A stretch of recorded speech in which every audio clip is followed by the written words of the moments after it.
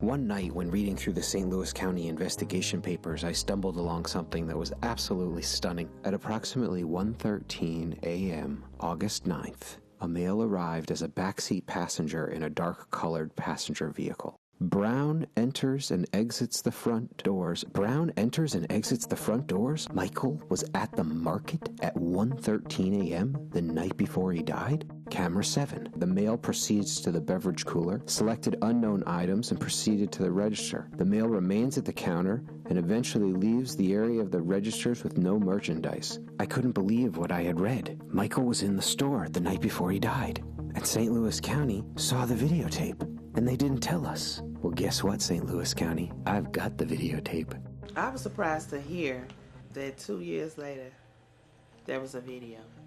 What you're going to see on this video is what they didn't show us happen that clarifies that there was an understanding, and that's what you're going to see in that video.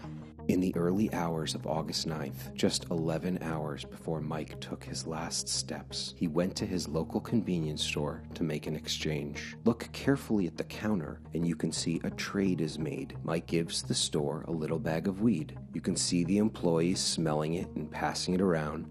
There was some type of exchange for one thing for another. That these people know each other well enough that this is the relationship that they have.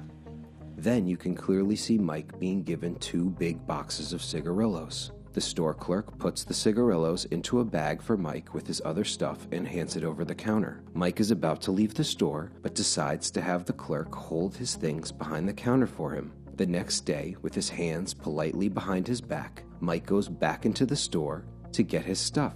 It was a misunderstanding. St. Louis County has written documentation that we found which shows they saw the 1:13 a.m. videotape, but they leave out what really happened that night in their report.